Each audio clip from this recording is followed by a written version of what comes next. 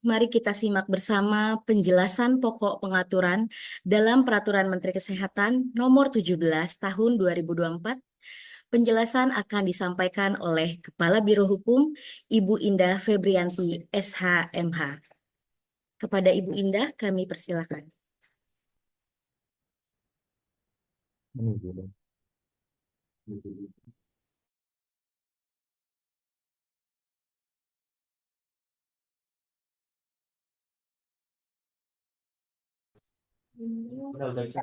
Baik, terima kasih Ibu Moderator. Assalamualaikum warahmatullahi wabarakatuh. Terima kasih Bapak Ibu semua yang telah hadir di dalam acara sosialisasi Permenkes nomor 17 tahun 2024 ini merupakan Permenkes yang baru saja diundangkan dan tentu nanti kita akan mengupas lebih dalam nanti berkenaan dengan substansi yang tertuang di dalam Permenkes 17 tahun 2024 ini. Yang mana ini cukup strategis gitu ya, khususnya nanti tentu bagi sasaran dari Permenkes 17 tahun 2024 di dalam rangka pelaksanaan perizinan berusaha di bidang kesehatan. Mungkin bisa langsung ditampilkan slide-nya.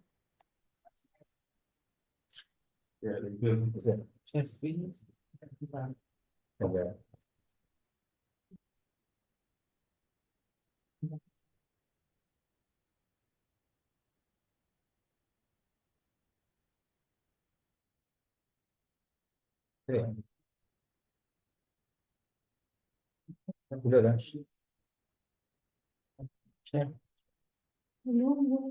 Iya Bu, sebentar Bu. Delay Bu.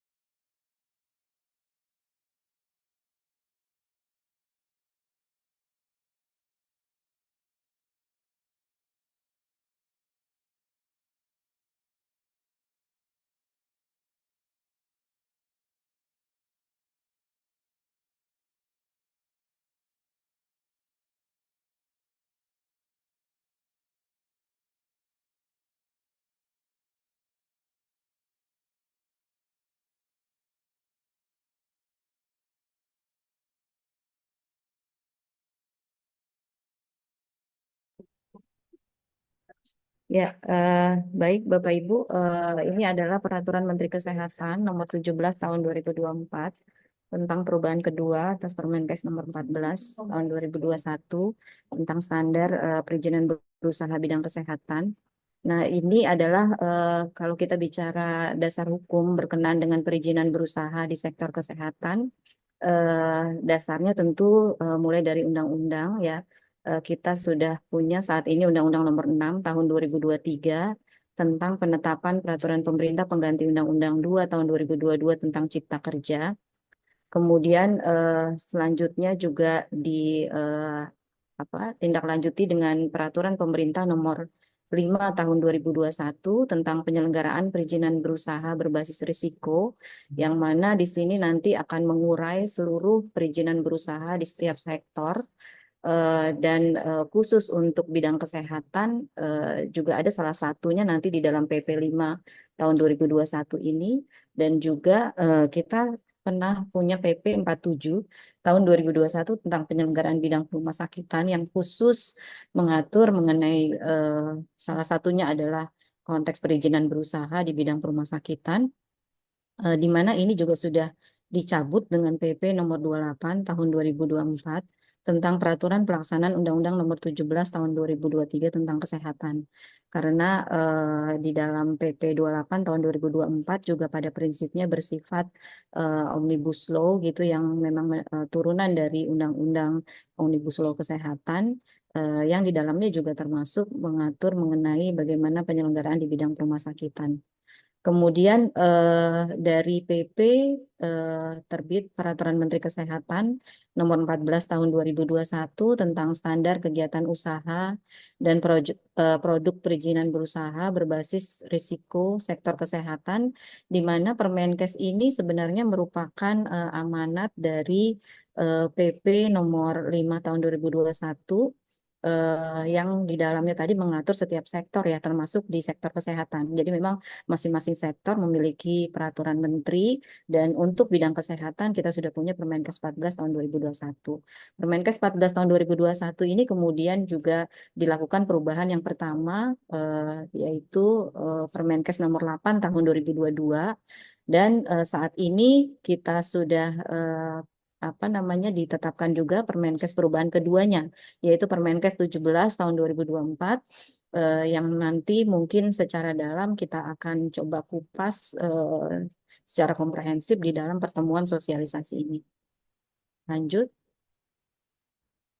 Nah, perizinan berusaha dalam Peraturan Pemerintah Nomor 5 Tahun 2021 pada prinsipnya ini mungkin merimain kembali Bapak Ibu ya, mengingatkan kembali, karena saya yakin Bapak Ibu yang memang di sini hadir, baik dari kabupaten, kota, provinsi gitu ya, DPTM, DPM, PTSP gitu, Dinas Kesehatan gitu, dan juga institusi lainnya yang terkait tentu juga sudah memahami ya gitu ya. Namun mungkin karena ini ada beberapa perubahan-perubahan nanti yang berkenaan dengan poin-poin tertentu di dalam standar perizinan berusaha. Ini tentu kita perlu ingatkan kembali, merimain kembali bahwa pelaku usaha untuk memulai kegiatan usaha ini pada prinsipnya harus memenuhi baik dia persyaratan dasar perizinan berusaha, maupun nanti yang berkaitan dengan persyaratan perizinan berbasis risiko tadi.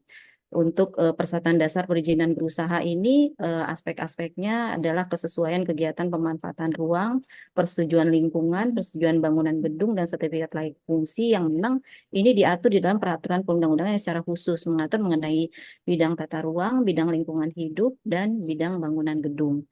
Kemudian untuk perizinan berusaha berbasis risiko memuat pengaturan mengenai secara umum kode KBLI, di situ ditegaskan berserta judulnya, kemudian ruang lingkup, kegiatan, parameter risiko, tingkat risiko, perizinan berusaha, jangka waktu, masa berlaku, serta kewenangan perizinan berusaha yang memang nanti akan didetailkan secara lebih detail di dalam lampirannya ya, lampiran Peraturan Pemerintah Nomor 5 2021. Kemudian persyaratan kewajiban perizinan berusaha berbasis risiko dan pedoman perizinan berusaha berbasis risiko, serta standar kegiatan usaha dan atau standar produk yang memang saat ini yang sedang kita coba sosialisasikan terkait dengan perubahan-perubahan yang ada di dalam standar kegiatan usaha dan standar produk tersebut. Sektor perizinannya tentu sangat banyak, di sini mencakup 16 sektor perizinan berusaha, di mana salah satunya tadi seperti yang kami sampaikan adalah sektor kesehatan, obat, dan makanan. Lanjut. Nah, untuk penetapan tingkat risiko pada perizinan berusaha sendiri, kita ada kriteria risiko secara dasar, yaitu di mana aspek-aspeknya meliputi aspek kesehatan, keselamatan, lingkungan, pemanfaatan dan pengelolaan sumber daya, serta aspek risiko lainnya yang sesuaikan dengan kegiatan usaha. Yang ini nanti akan menentukan gitu tingkat-tingkat risiko serta jenis perizinan berusahanya. Tingkat risiko kita tahu ada tingkat risiko rendah, menengah, menengah rendah, menengah tinggi, dan tinggi gitu ya. Di mana di sini nanti akan menentukan untuk rendah itu hanya memerlukan nomor induk berusaha NIB. Kemudian untuk menengah ini ada NIB dan sertifikat standar, serta untuk tingkat risiko tinggi NIB dan izin gitu ya. Kemudian lanjut. Nah, ini adalah penjelasannya masing-masing terkait dengan nomor induk berusaha, sertifikat standar, dan izin gitu ya. Tadi sesuai dengan tingkat resiko masing-masing yang memang sudah dibagi di dalam penentuan risiko tadi. Untuk nomor nomor induk berusaha ini wajib dimiliki oleh setiap pelaku usaha yang memang hanya memiliki satu NIB. Dan NIB berlaku selama pelaku usaha menjalankan kegiatan usaha. Kemudian NIB juga digunakan sebagai dasar untuk persiapan gitu. Jadi memang harus dipenuhi dulu NIB-nya dan NIB dapat dicabut jika pelaku usaha melakukan kegiatan yang tidak sesuai tadi. Nah, untuk sertifikat standar di sini memang dinyatakan di dalam PP bahwa dalam hal kegiatan usaha memerlukan perizinan berusaha untuk menunjang kegiatan usaha tadi, pemerintah sesuai kewenangan masing-masing ya baik pusat maupun daerah menerbitkan sertifikat standar tadi berdasarkan hasil verifikasi. Sedangkan izin ini tadi adalah dalam bentuk persetujuan tadi pelaksanaan kegiatan usaha yang memang sebagai dasar untuk operasional atau komersial dari kegiatan usaha. Jadi ini memang yang membedakan tadi bentuk-bentuk perizinan berusahanya gitu ya berdasarkan tingkat risiko masing-masing.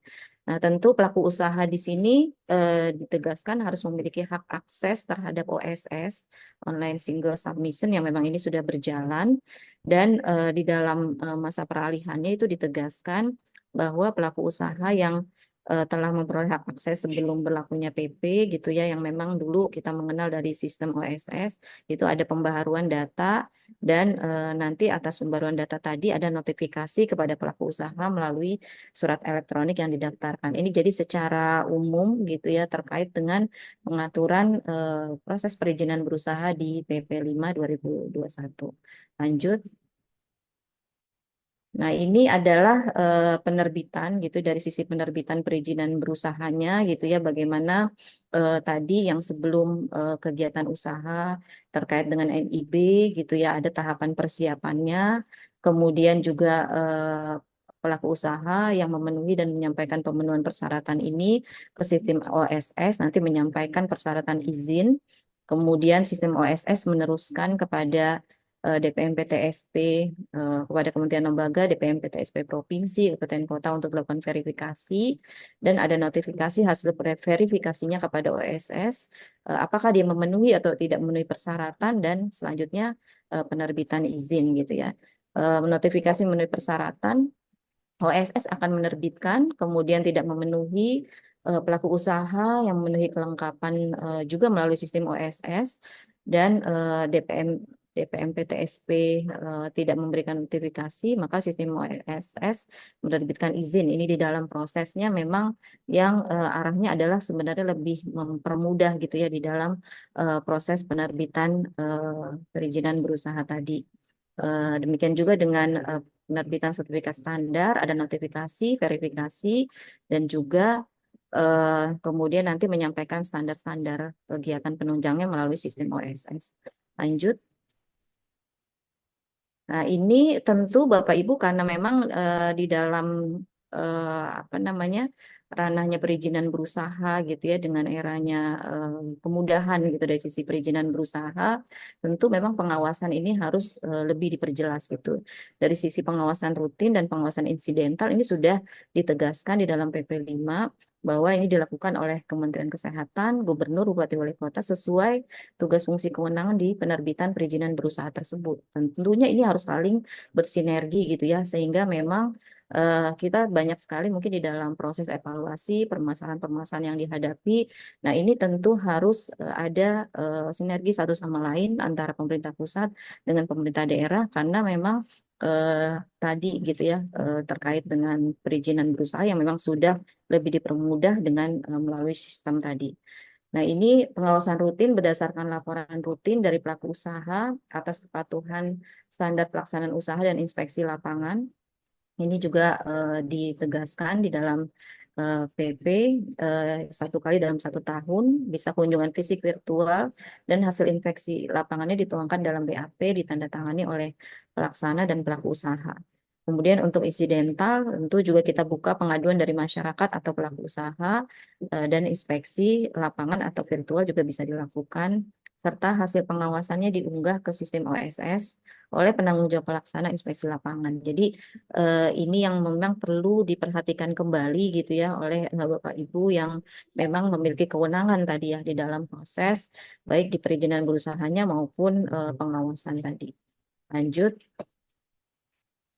Nah, ini turunan dari PP tadi gitu ya yang memang ada di masing-masing sektor. Untuk sektor kesehatan itu kita punya Permenkes 14 tahun 2021 tentang standar kegiatan usaha dan produk pada penyelenggaraan perizinan berusaha berbasis risiko sektor kesehatan yang memang ini nanti akan menjadi guidance gitu ya untuk tadi pemberi perizinan gitu ya untuk pelaku juga.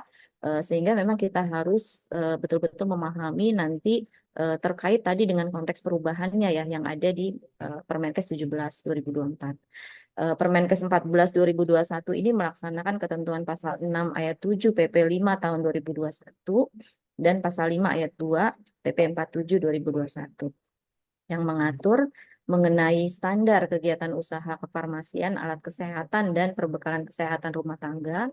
Di sini ada sekitar 26 standar. Kemudian standar kegiatan usaha pelayanan kesehatan ada 14.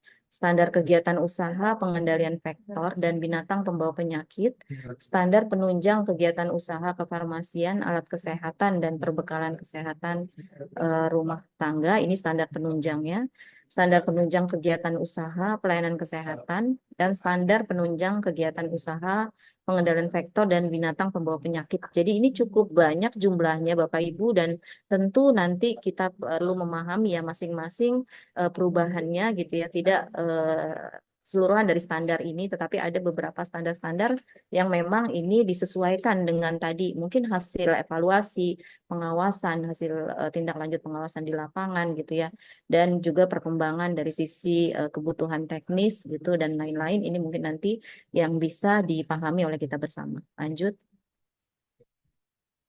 Nah, ini standar kegiatan usaha pada penyelenggaraan perizinan berusaha berbasis risiko sektor kesehatan. Di poin untuk kefarmasian, alat kesehatan, dan perbekalan kesehatan rumah tangga.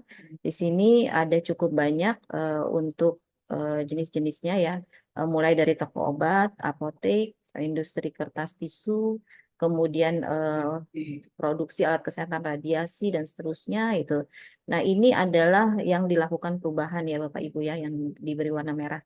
Jadi standar usaha apotik, standar usaha pedagang besar kosmetika, dan standar usaha pedagang besar obat tradisional yang mana nanti masing-masing secara dalam akan diperjelas gitu ya oleh setiap direktur nanti yang membidangi terkait dengan perizinan berusaha ini, dan Bapak Ibu nanti mungkin bisa lebih mendalami tadi ya proses perubahannya, poin-poin perubahannya, dan nanti bagaimana implementasi di lapangan. Lanjut.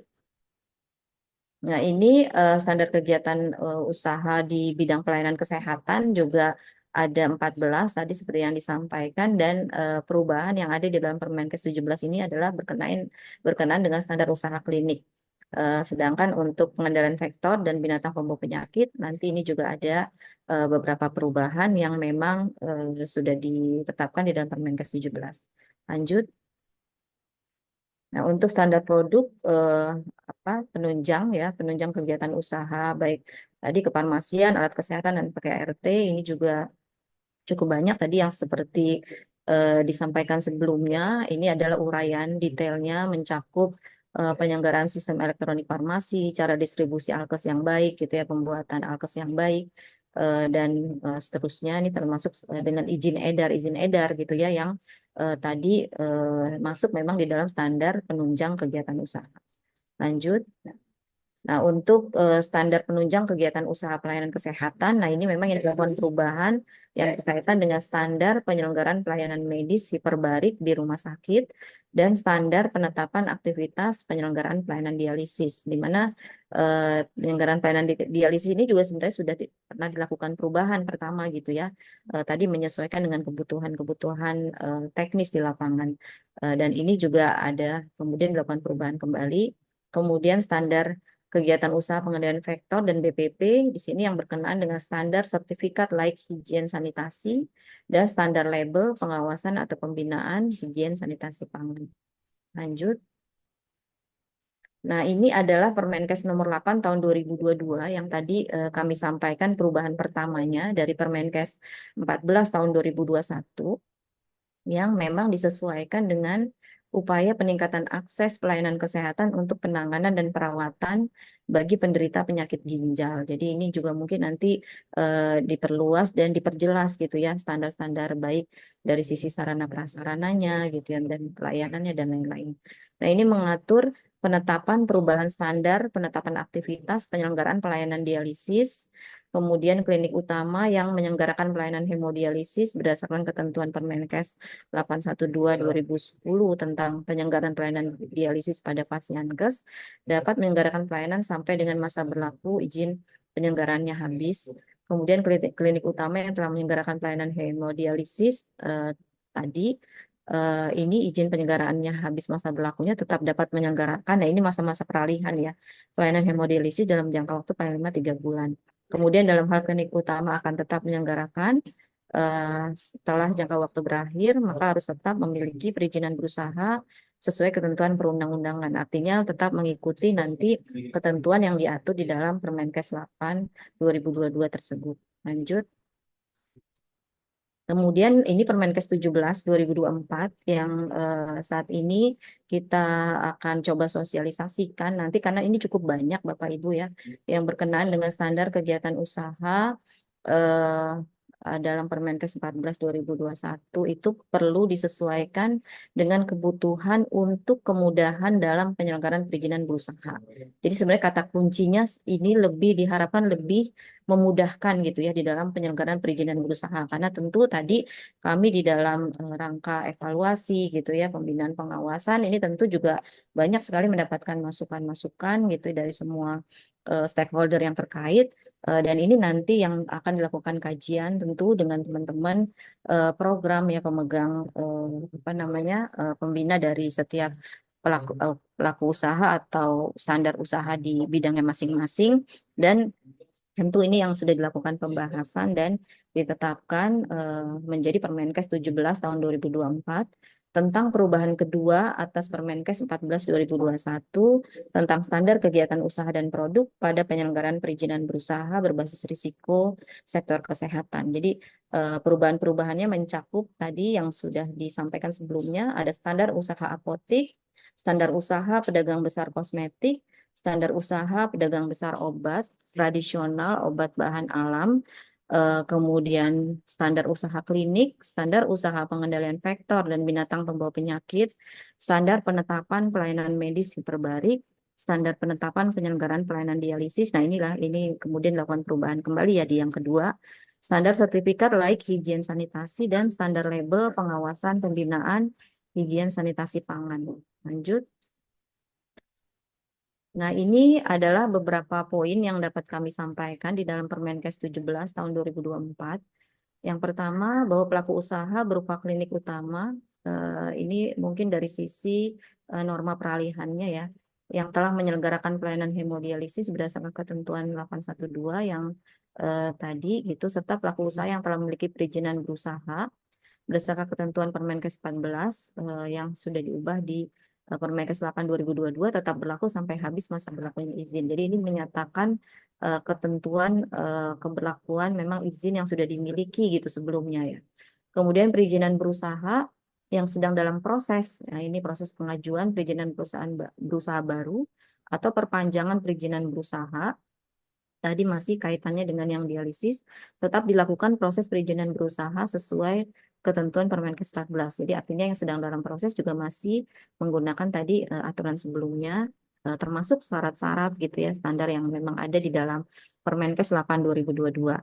Dan pelaku usaha yang telah memiliki perizinan berusaha, tadi berdasarkan ketentuan Permenkes 14 tadi harus menyesuaikan nanti ada masa peralihannya adalah 1 tahun sejak peraturan menteri ini diundangkan. Jadi tentu walaupun tadi memang dinyatakan ini masih menggunakan aturan sebelumnya, namun ada masa peralihan 1 tahun ini harus menyesuaikan gitu ya, baik dari sisi standar-standarnya gitu ya nanti maupun proses perubahan dan lain-lain. Lanjut. Nah, ini adalah beberapa pokok-pokok di dalam perubahan standar perizinan berusaha di dalam Permenkes 17 2024 yang berkenaan dengan standar usaha apotik. Di sini menambahkan Komenditer, Venetscap, CV, dalam uraian pelaku usaha non perseorangan dan penyesuaian sarana bahwa apotik dapat berdiri sendiri atau bergabung dengan FKTP dan atau FKTL gitu ya. Ini tentu juga menyesuaikan dengan kondisi di lapangan gitu ya. Ada pelaku usaha gitu yang memang dalam bentuk CV ini juga harus diakomodasi untuk pelaku usaha non perseorangan tadi, dan sarana yang memang kita lihat di lapangan itu bisa tadi bergabung gitu ya dengan fasilitas pelayanan kesehatan baik yang di primer atau tingkat pertama maupun fasilitas kesehatan tingkat lanjut. Kemudian untuk standar usaha yang berkaitan dengan pedagang besar kosmetik, di sini melakukan penyesuaian ruang lingkup meliputi distributor, kosmetik pemilik notifikasi, dan non pemilik notifikasi serta importir kosmetik, dan penyesuaian sumber daya manusia serta ketentuan sarananya. Untuk pedagang besar obat tradisional, obat bahan alam, di sini juga ada beberapa perubahan, yaitu mencakup penyesuaian ruang lingkup, distributor, pemilik izin edar, dan non-pemilik izin edar, serta importir, obat OBT, suplemen kesehatan, dan obat kuasi gitu ya. Karena memang berdasarkan Undang-Undang Kesehatan yang baru gitu ya, dan PP Kesehatan juga obat tradisional nomenklaturnya berubah menjadi obat bahan alam. Dan penyesuaian SDM serta ketentuan sarana di sini juga ada. Kemudian untuk standar usaha klinik ada penambahan kegiatan usaha berupa klinik pratama dalam bentuk PMA pendukung. Untuk pengendalian vektor dan binatang pembawa penyakit, penambahan ruang lingkup berupa hama pemukiman dan penyesuaian kriteria SDM penanggung jawab teknis. Sedangkan untuk penetapan pelayanan medis hiperbarik, ini yang berkaitan dengan ruang lingkup Fasiankes yang dapat menyelenggarakan pelayanan medis hiperbarik berupa klinik. Jadi ini tentu berdasarkan kajian juga ya teman-teman program atau unit pembina di masing-masing terkait dengan standar usaha ini. Mungkin nanti kalau ingin diperdalam gitu ya beberapa hal konsepsi perubahan dari sisi konsepsi perubahannya, dan nanti bagaimana dari sisi implementasinya ini penerjemahannya, nanti mungkin masing-masing bisa Bapak Ibu sekalian mendalami yang kita memang sudah sediakan di linknya masing-masing, baik dia untuk standar perizinan, standar usaha yang terkait dengan sektor kefarmasian, alat kesehatan, pelayanan kesehatan, maupun yang berkaitan dengan tadi ya pengendalian vektor dan BPP ini. Lanjut. Nah, ini yang terkait dengan pelayanan dialisis tadi sudah diubah sebelumnya di perubahan yang pertama, kemudian di perubahan kedua berkenaan dengan penyesuaian jumlah mesin hemodialisis dan tenaga perawatan, jumlah dan rasionya. Ini dilihat kembali gitu berdasarkan hasil pengukuran di teman-teman di lapangan perlu dilakukan perubahan. Kemudian standar sertifikat layak higien sanitasi penyesuaian dengan Permenkes 2 tahun 2023 termasuk standar baku mutu E. coli pada air tadi ya. Itu yang memang tadi angkanya yang dilakukan perubahan. Kemudian standar label, pengawasan, pembinaan higien sanitasi pangan, perbaikan-perbaikan beberapa yang berkenaan dengan inspeksi lingkungan, dan juga yang terkait tadi ya formulir inspeksi kesehatan lingkungan. Lanjut. Ya, itu Bapak Ibu beberapa pokok-pokok perubahan yang dapat kami sampaikan gitu di dalam pertemuan sosialisasi ini. Terima kasih banyak atas atensi dari Bapak Ibu semua ya, baik dari DPM PTSP provinsi, kabupaten, kota gitu ya. Kemudian juga unit-unit teknis yang terkait di lingkungan Kementerian Kesehatan yang juga kami undang di sini ya, baik dari perwakilan rumah sakit gitu, rumah sakit vertikal dan juga teman-teman UPT di Kementerian Kesehatan yang tidak bisa kami sebutkan satu persatu. Mungkin nanti pendalaman terhadap masing-masing dari perubahan standar gitu ya di setiap bidangnya masing-masing, baik dari bidang pelayanan kesehatan gitu ya, kemudian kefarmasian dan P2P, ini nanti akan ada sesinya secara khusus, Bapak Ibu bisa masuk untuk lebih mendalami dan juga proses diskusi lebih lanjut. tentu nanti di dalam roomnya masing-masing ya silakan mungkin Bapak Ibu bisa pilih di sini ada pilihan-pilihannya tadi yang berkenaan dengan usaha di bidang baik di bidang pelayanan kesehatan, di bidang kefarmasian dan di bidang P2P itu juga nanti bisa masing-masing diikuti dan kalaupun memang nanti diharapkan bisa mengikuti secara keseluruhan nanti juga kita bisa sediakan untuk apa di YouTube-nya gitu ya dan nanti akan disampaikan oleh panitia. Demikian yang dapat kami sampaikan. Selanjutnya kami serahkan kembali waktu kepada panitia. Terima kasih. Assalamualaikum warahmatullahi wabarakatuh. Baik, terima kasih kepada Kepala Biro Hukum Ibu Indah Febrianti SHMH atas paparannya. Bapak Ibu yang kami hormati, demikian pemaparan pokok pengaturan dalam Peraturan Menteri Kesehatan Nomor 17 Tahun 2024. Kami berharap aturan ini dapat memberikan kemudahan serta dapat memberikan pemahaman kepada pemerintah daerah khususnya Dinas Kesehatan dan PTSP dalam penyelenggaraan perizinan berusaha bidang kesehatan. Bapak dan Ibu, untuk paparan selanjutnya akan ada paparan perizinan berusaha bidang kefarmasian dan alat kesehatan, paparan perizinan berusaha bidang pencegahan dan pengendalian penyakit, serta paparan perizinan berusaha bidang pelayanan kesehatan yang akan disampaikan oleh masing-masing unit teknis di lingkungan Kementerian Kesehatan. Untuk mengikuti paparan tersebut, Bapak dan Ibu dapat bergabung melalui link Zoom atau live streaming di kanal YouTube Kementerian Kesehatan RI pada link yang akan ditampilkan pada screen Zoom berikut.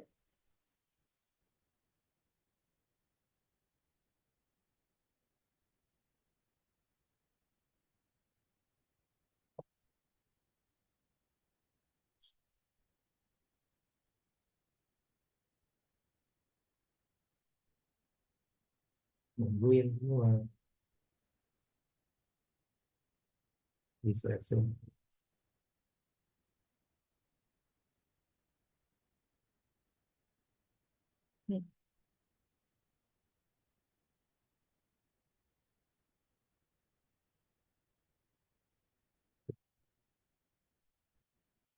Baik, Baik, kami ucapkan terima kasih kepada Bapak Ibu yang sudah berkenan hadir eh, pada pagi hari ini. Semoga eh, sosialisasi hari ini bermanfaat untuk kita semua. Serta terima kasih juga kepada Bapak Ibu yang sudah ikut menyimak melalui kanal YouTube di Kementerian Kesehatan RI. Saya Hayu Retnostianisi dan segenap tim dari Biro Hukum izin pamit. Mohon maaf bila ada salah kata. Sampai jumpa di sosialisasi Permenkes selanjutnya. Salam sehat. Wassalamualaikum warahmatullahi wabarakatuh.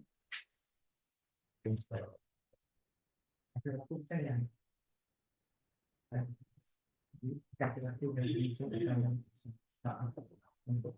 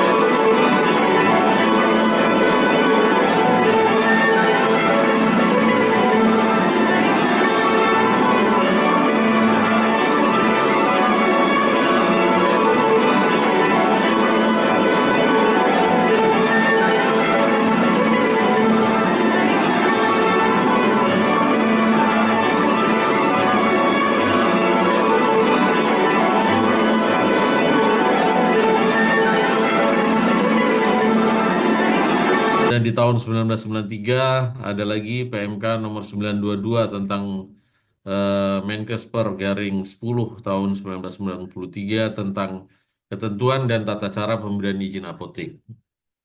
Kemudian di tahun 2017, jadi cukup lama dari 93 ke 2017 itu ada PMK nomor 9 tahun 2017 tentang apotek. Kemudian di antaranya itu pada tahun 2018 terbit eh, PP nomor 24 tahun 2018 tentang pelayanan perizinan berusaha terintegrasi secara elektronik. Yaitu tahun 2000 PM kemudian disusul dengan PMK 26 tahun 2018 tentang pelayanan perizinan berusaha terintegrasi secara elektronik sektor kesehatan. Kemudian di tahun 2020 keluarlah Undang-Undang Nomor 11 tentang Cipta Kerja yang ya cukup menghebohkan waktu itu. PP nomor 5 tahun 2021 tentang perizinan berusaha berbasis resiko juga keluar di tahun 2021. Kemudian disusul dengan PMK nomor 14 tahun 2021 tentang standar kegiatan usaha dan juga produk perizinan berusaha berbasis risiko sektor kesehatan. Dan di tahun ini, tahun 2024, PMK nomor 17 tahun 2024 tentang perubahan kedua atas PMK nomor 14 tahun 2021 tentang standar kegiatan usaha dan produk perizinan berusaha berbasis risiko sektor kesehatan terbit. Itu Bapak Ibu sekalian perjalanan rangkaiannya jadi cukup panjang. Kita mulai dari 1965 sampai sekarang. Lanjut. Nah, Bapak Ibu sekalian yang saya hormati, tadi juga sudah disinggung sekilas juga oleh Ibu Karo terkait standar usaha apotik. Ada beberapa sebenarnya apa namanya tahap bukan tahapan ya kok apa istilahnya substansi-substansi yang ada di dalam standar tersebut. Itu yang pertama terkait ruang lingkup. Itu di ruang lingkup di situ ada KBLI 47721 perdagangan eceran barang dan obat farmasi untuk manusia di apotek. Kemudian di situ juga di dalam standar usaha apotek itu ada istilah atau definisi terkait apotek, kemudian pelayanan kefarmasian, kemudian apotek penanggung jawab, apoteker penanggung jawab, kemudian tenaga vokasi farmasi, kemudian sertifikat standar apotek. Kemudian juga ada pengulangan usaha. Kemudian substansi berikutnya adalah terkait syarat umum, yaitu pelaku usaha perseorangan atau non perseorangan. Kemudian pelaku usaha perseorangan apoteker, pelaku usaha non perseorangan berupa PT, CV, maupun yayasan dan atau koperasi. Kemudian juga ada syarat-syarat khusus dan juga syarat teknis, yaitu terkait peta lokasi, kemudian dana bangunan, daftar SDM, kemudian daftar sarana dan prasarana dan peralatan. Kemudian ada juga substansi terkait sarana, yaitu terkait lokasi, bangunan, pembagian ruang, papan nama untuk apotek dan praktek apoteker, kemudian kondisi sarana terpelihara dengan baik. Kemudian juga ada struktur organisasi SDM, yaitu meliputi struktur organisasi ditetapkan oleh penanggung jawabnya, kemudian ada apoteker penanggung jawab, ada direktur non perseorangan, kemudian apoteker lain dan atau TTK, ini sebenarnya yang sekarang sudah berubah namanya tenaga vokasi farmasi, kemudian ada asisten TTK dan atau tenaga administrasi. Kemudian juga di standar usaha apotek ini juga ada substansi terkait pelayanan, yaitu apotek dapat memberikan pelayanan kefarmasian secara elektronik atau telefarmasi dan juga adalah pengantaran obat.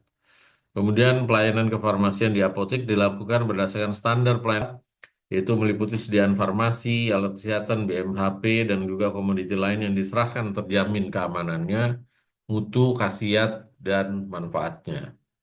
Kemudian di dalam syarat produk tersebut juga ada penyerahan kepada pasien disertai dengan pemberian pelayanan farmasi klinis dalam rangka mencapai pasien safety dan juga pasien outcome.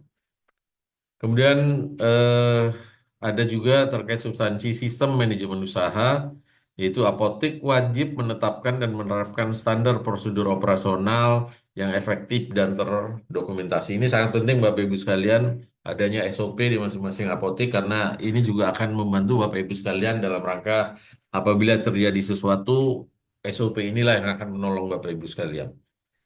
Kemudian apotek harus melakukan monitoring, pengendalian, evaluasi, dan perbaikan penyelenggaraan pelayanan secara terus-menerus. Kemudian juga ada substansi terkait penilaian kesesuaian dan pengawasan, di mana penilaian kesesuaiannya meliputi RBA, yaitu tinggi sama dengan izin, plus standar sertifikat standar. Kemudian ada pemeriksaan administrasi dan juga verifikasi lapangan oleh tim.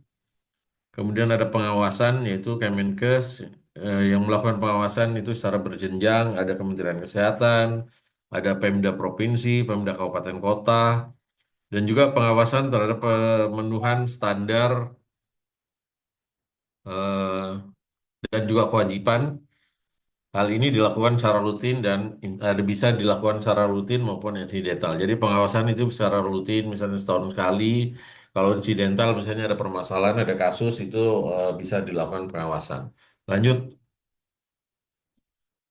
Nah, ini Bapak Ibu sekalian terkait perubahan-perubahan yang ada di dalam standar usaha apotek, yaitu terkait substansi istilah atau definisi, itu ada perubahan yang nanti kita akan sampaikan berikutnya.